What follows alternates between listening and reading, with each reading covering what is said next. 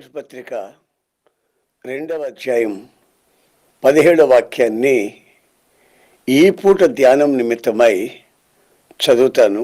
మీరు ఆలకించండి.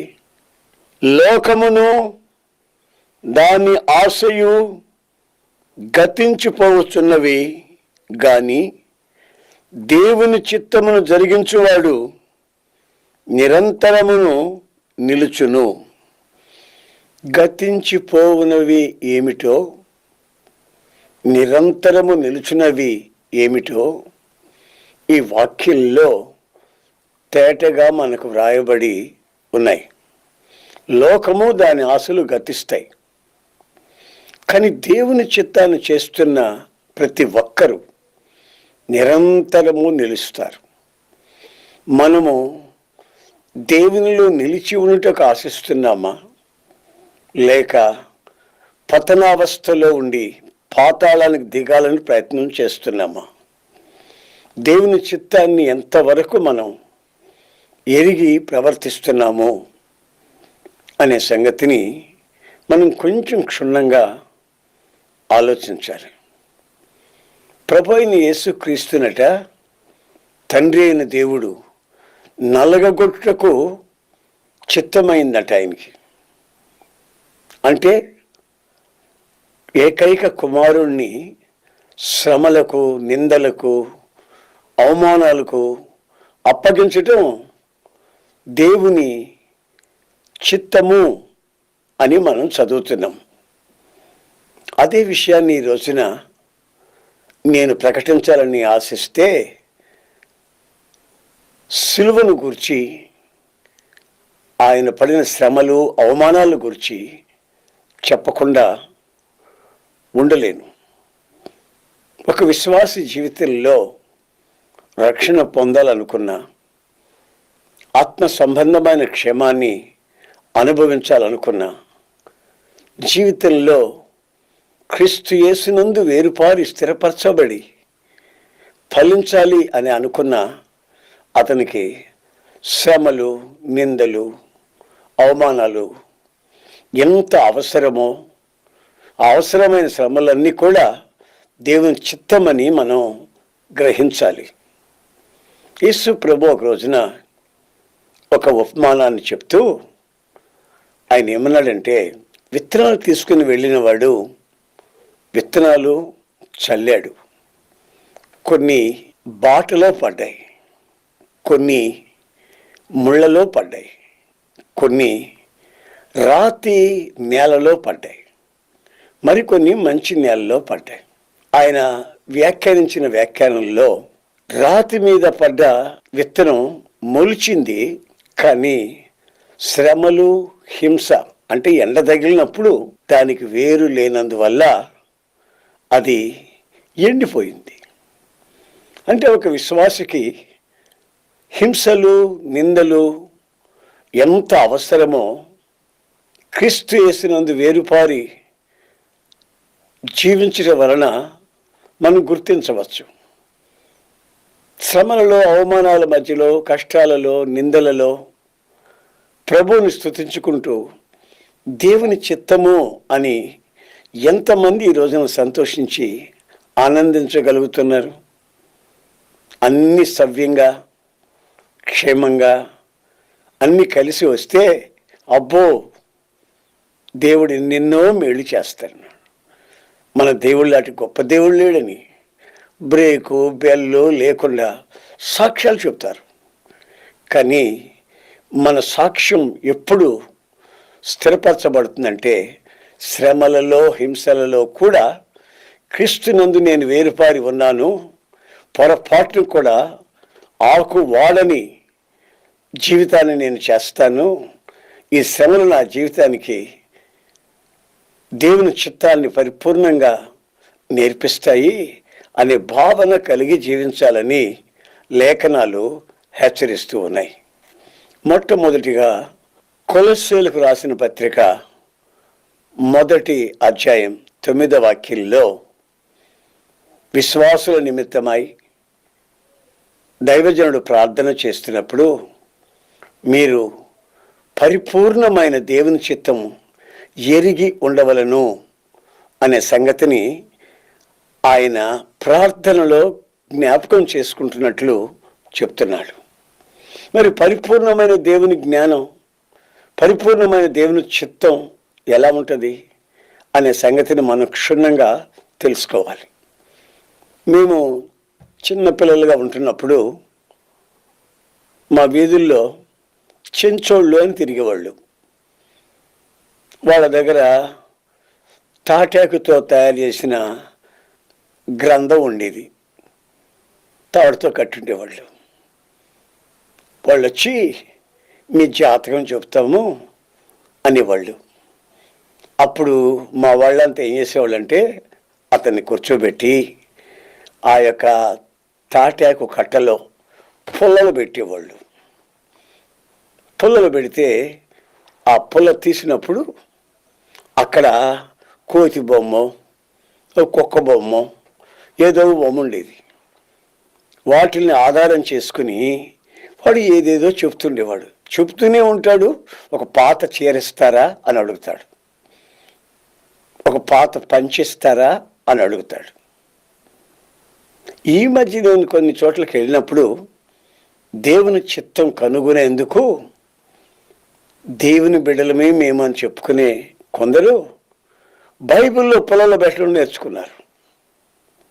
ఒక చిన్న ప్రార్థన చేసుకోవటం, ప్రభా నీ చిత్తమేదో మాకు చూపించమనటం, పుల్ల పెట్టడం.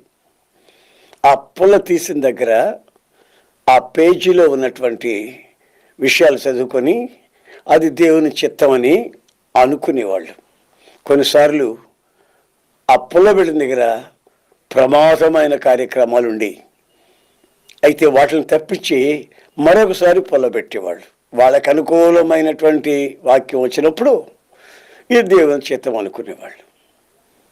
మరి కొంతమంది ప్రార్థన చేసి ఏదైనా వ్యాపారం ప్రారంభిస్తారు. నష్టం వచ్చిందనుకో అది దేవుని చిత్తం కాదు అని బయటకు వచ్చేస్తారు. ఒక ఇల్లే కొంటారు. పేచీలు వచ్చాయనుకో అది దేవుని చిత్తం కాదు, చెప్తే వినలేదు వీళ్ళు అని సలుగుతూ గొణుగుతూ ఉంటారు. అసలు దేవుని చిత్తము పరిపూర్ణంగా మనం ఎలా తెలుసుకోవడం అనేది మనం తప్పనిసరిగా గ్రహించి ఉండాలి. ఎందుకంటే మన టీవీ ఛానల్స్ వాళ్ళు ప్రచురిస్తున్నారు. ఈ ఛానల్లో ప్రసంగం చేసే ప్రతి ప్రసంగం క్రైస్తవులను బలపరచుటకు మాత్రమే అంటున్నారు. ఇది అన్యుల కొరకు కాదండి, క్రైస్తవులను బలపరుచుకునే దాని కొరకే గనుక నేను ఈ విషయాలన్నీ చెప్పక తప్పదు. నా ప్రియమైన సహోదరులారా, రోమీయులకు రాసిన పత్రిక 12వ అధ్యాయం 2వ వాక్యంలో మనం చదివితే దేవుని చిత్తమేదో మనము పరీక్షించి తెలుసుకున్నట్లు ఈ లోక మర్యాదలు మనం అనుసరించకూడదు, అది దేవుని చిత్తము అని రాయబడింది. అంటే లోక మర్యాదలు ఎప్పుడైతే మనం అనుభవిస్తామో, అనుసరిస్తామో అప్పుడు మనం దేవుని చిత్తానికి దూరం అయిపోతున్నాము అనే సంగతి వాస్తవం. అది పరీక్షించి తెలుసుకొని ఆ దైవ చిత్తములో ఉన్నటువంటి మహదానందాన్ని ఆధ్యాత్మికంగా అనుభవిస్తూ ముందుకి సాగాలి. అది మన కర్తవ్యం. ఇంకా పై మాటను కూడా మనం 1వ వాక్యాన్ని కూడా చదివితే అక్కడేముందంటే, సహోదరులారా సజీవ యాగముగా మీ శరీరములను ఆయనకు సమర్పించుకునుడి, అది బుద్ధిగల ఆరాధన. పాత నిబంధన భక్తులు ఏదైనా దేవునికి అర్పించాలనుకుంటే దాన్ని చంపి రక్తాన్ని పిండి ముక్కలు ముక్కలు దాని శరీరాన్ని చేల్చి ఆ బలిపీఠం మీద పెట్టేవాళ్ళు. అయితే కొత్త నిబంధనకు వచ్చినప్పుడు అది పూర్తిగా భిన్నంగా వ్రాయబడి ఉంది. అదేంటంటే, మనం సజీవులమయ్యే ఉంటాం, కానీ మన ఆశలు, మన కోరికలు, లోక సంబంధమైనటువంటి ఆచారాలు ఇవన్నీ కూడా సజీవ యాగంగా వాటిని దేవునికి అర్పించి లోక మర్యాదలు అనుసరించకూడదు. అలా అనుసరించకుండా మీరు ఎప్పుడైతే జీవిస్తారో అప్పుడు మీ బ్రతుకులో కలిగేది ఏమిటంటే దేవుని చిత్తమేదో పరీక్షించి తెలుసుకుంటారు. ఆ తర్వాత మీ మనస్సు మార్చబడి నూతన మగుట వలన రూపాంతరము చెందుతారు. చాలా చక్కటి విషయాన్ని దైవజనుడైన పౌలు మనకిక్కడ ప్రకటిస్తున్నాడండి. 1 తిమోతి పత్రిక 2వ అధ్యాయం 4వ వాక్యంలో మనుషులందరూ రక్షించబడాలనేది దేవుని యొక్క చిత్తమట. అంటే రక్షించబడటం అంటే ఏంటండి? ఏదో ప్రభువుని నమ్మేసుకోవటమైనా? దయ్యాలు కూడా నమ్ముతున్నాయి. అది రక్షణ పొందే అనుభవం కాదండి. రక్షణలో ఉన్న ప్రతి మెట్టుని మనం ఎక్కి ఆ రక్షణలో ఉన్న పరిపూర్ణతని అనుభవించాలి. దానికి మన వంతు మనం ఏమి చేస్తున్నాం? దేవుని చిత్తము మనుషులందరూ రక్షించబడాలని. దానికి మనం చేస్తున్న కార్యక్రమం ఏమిటి? దేవుని చిత్తం నిజంగా మనం ఎరిగి ఉన్నట్లయితే ఇతరుల రక్షణ కొరకు మన రక్షణ పరిపూర్ణమగినట్లు మనం ఎలా ప్రవర్తిస్తున్నాము, ఎలా ఖర్చు పెడుతున్నాము, ఏ విధంగా నడుచుకుంటున్నాము అనే సంగతిని మనల్ని మనమే పరీక్షించుకొని దానికి జవాబు మనమే చెప్పుకోవాలి. మరొక మాటను కూడా ఆ వాక్యంలో మనం చూస్తాం. అదేమిటంటే సత్యమును గూర్చినటువంటి అవగాహన, పరిపూర్ణమైన గ్రహింపు. ఆ సత్యమును గురించిన పరిపూర్ణమైన గ్రహింపు ఎప్పుడైతే మనకు వస్తుందో మనకు దేవుని చిత్తము కూడా వెంటనే ప్రత్యక్షమవుతుంది. మన ప్రభు అయిన యేసుక్రీస్తు శరీరధారిగా ఉన్నప్పుడు, ఆయన శ్రమ పడినప్పుడు, కష్టపడ్డప్పుడు, నిందలు అనుభవిస్తున్నప్పుడు, పిడిగుద్దులు గుద్దుతున్నప్పుడు, రక్తము చెమటగా మార్చబడుతున్నప్పుడు ఆయన అన్న మాట ఒకటి మీకు గుర్తుందో లేదో? ఆయన ఏమన్నాడు తెలిసిన? నా తండ్రి, ఈ పాత్ర నా దగ్గర నుంచి తొలగించు, ఆయనను నీ చిత్తమే సిద్ధించును గాక. నేను మనిషిగా ఉన్నాను కనుక ఈ విషయాన్ని మాట్లాడుతున్నాను. అయితే నేను దైవ కుమారుడు కనుక నీ చిత్తాన్ని మాత్రమే నా జీవితంలో జరిగించు. నా చిత్తం వద్దు ప్రభువా, నా కోరిక వద్దు.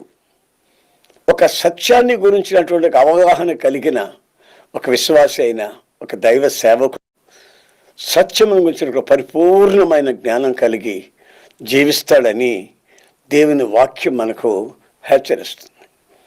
ఆయన పలుసార్లు ఆయన్ని అడిగిన వాళ్ళకి ఆయన ఏం చెప్పాడో తెలుసా? మీరెవరు, ఏమిటి, మీరు చేస్తున్న అద్భుతాలు మహత్కార్యాలు ఏమిటి ఇవన్నీను అని అడిగితే, నేను ఇక్కడికి లోకానికి ఎందుకు వచ్చానంటే సత్యమును గూర్చినటువంటి సాక్ష్యము చెప్పుటకు, సత్యం ఏమిటో ప్రకటించుటకు. ఒకసారి గవర్నర్ యేసు ప్రభు నిలబెట్టి అడిగాడు, ఎంతసేపు మాట్లాడినా సత్యము సత్యము సత్యము సత్యము అంటావే, అసలు ఆ సత్యం అంటే ఏమిటి బాబు, నాకేం అర్థం కావట్లేదు అని. దానికి యోహాను సువార్తలో యేసు ప్రభు జవాబు చెప్పాడు, నేనే మార్గాన్ని, నేనే సత్యాన్ని, నేనే జీవాన్ని. గనుక యేసయ్యే ఆ సత్యం. ఆ సత్యమును గురించిన పరిపూర్ణ అవగాహన దేవుని చిత్తం వైపు మనల్ని నడిపిస్తుంది. సిలువ లేకపోతే మన జీవితం అంతా కూడా వ్యర్థమేనండి. సిలువ లేని సువార్త వ్యర్థం. అంత సుఖభోగాల మధ్యలో ఈ మధ్య ఒక సువార్త వచ్చింది, ప్రాస్పరిటీ. ఎంతసేపు ప్రభు నమ్మేసుకుంటే ఇళ్ళు కొనేస్తారు, పెళ్ళిళ్ళు అయిపోతాయి, పిల్లలు పాస్ అయిపోతారు, ఆస్తులు పెరిగిపోతాయి, అనారోగ్యమే ఉండదు అని చెప్తుంటారు. అది సిలువ లేని సువార్త. దాన్ని దైవజనుడైన పౌలు పరిభాషలో అంటాడు, వేరొక సువార్త. సిలువ మనకు శక్తి అయితే, శ్రమలు మనకు వేరుపారిని జీవితాన్ని స్థిరపరిస్తే, శ్రమలు ఆయన చిత్తమైతే, హింసలు ఆయన చిత్తమైతే, అవి లేని బ్రతుకు ఒక క్రైస్తవునికి అది క్రైస్తవ్యంలో నడిపించదండి. అది వ్యాపార శైలిలో సుఖభోగాల మధ్యలోకి తీసుకొని వెళ్ళిపోతుంది. సుఖభోగాలలో ఉన్న వ్యక్తులు బ్రతికి ఉన్న వాళ్ళు చచ్చిన వాళ్ళతో సమానమని కదా బైబిల్ చెప్తా ఉంది. కనుక ఆ దిశగా మనం దేవుని చిత్తాన్ని ఎరిగి ఇహలోకపు మాలిన్యం అంటకుండా బ్రతకాలని దేవుని వాక్యం హెచ్చరిస్తూ ఉంది. ఇంకొక మాట కూడా నాకు జ్ఞాపకం వస్తుందండి. యేసు ప్రభు గలిలయ ప్రాంతాల్లో తిరుగుతున్నప్పుడు కానా అనే ఓ ప్రాంతంలో జరిగిన వివాహానికి పిలువబడి శిష్యులతో అక్కడికి వెళ్ళాడండి. వివాహం చాలా గ్రాండ్గా జరుగుతూ ఉంది. కానీ విందులో ఒక కొరత. మరియమ్మ గారు వెళ్ళి, బాబు ద్రాక్షాసం అయిపోయింది బాబు అని చెప్పింది. అప్పుడు ప్రభు ఏమన్నాడు తెలుసండి? అమ్మా, నాతో నీకేమి పని? వేరే భాషలో నేను చదివితే, ఓ స్త్రీ నాతో నీకేం పని అని రాసింది. ఆమె వెంటనే వెళ్ళి అక్కడ పని వాళ్ళతో చెప్తే, వాళ్ళు ఇప్పుడు ఏం చేయమంటారు అని అడిగితే, ఆయన మీకేం చెప్తాడో అది చేయండి, మనం చెప్పిందల్లా ఆయన చేయమని కాదు, ఆయన మీకేం చెప్తే అది చేయండి. వాళ్ళు వెళ్ళారు, ఆయన్ని అడిగారు. ఆయన రాతి బాణంలో నీళ్లు పోయమన్నాడు, నిండుగా పోసారు. ఆ తర్వాత వడ్డించమన్నాడు. వడ్డిస్తే తాగిన ప్రతి ఒక్కరూ సంతృప్తి నొంది, ఈ ద్రాక్ష రసం ఎక్కడి నుంచి వచ్చింది? మేము చాలా వివాహాలకు వెళ్ళాం, కానీ మొదట్లో చిక్కటి ద్రాక్షారసం ఇచ్చేవాళ్ళు. మరలా మరలా అడిగితే పలుచగా ఉండి రుచి పచ్చి లేకుండా. కానీ మీరు వచ్చినప్పటి నుంచి ఇంత రుచిగా రాను రాను రుచి ఎక్కువైపోతుంది ఏమిటి అని అడిగారు. వాళ్ళు చెప్పుకున్న మాటలు ఏమిటంటే, మేము ఆయన చెప్పినది చేశాం. ఈ అద్భుతాన్ని చూసిన శిష్యులు ఆయనతోనే ఉన్నారు, ఆయనతోనే తిరుగుతున్నారు, ఆయన పెట్టి ఆహారం తింటున్నారు, ఆయన చేసే అద్భుతాలు చూస్తూనే ఉన్నారు. కానీ ఆ వాక్యాలు మీరు గమనించి చదివినట్లయితే అక్కడేమని రాసిందంటే, ఈ అద్భుత మహత్కార్యాన్ని చూసిన శిష్యులు ఆయన యందు అప్పటి నుండి విశ్వాసించిరి. ఈ అద్భుతాలు మహత్కార్యాలు చూసిన ఆయన విశ్వాసులు ఆ క్షణం నుండి ఆయన నుండి విశ్వసించిరి. అంతకుముందు విశ్వసించలేదు, కానీ ఆయనతో తిరిగారు. ఆయన చిత్తాన్ని గ్రహించలేదు, ఆయన నామాన్ని ఉచ్చరించారు,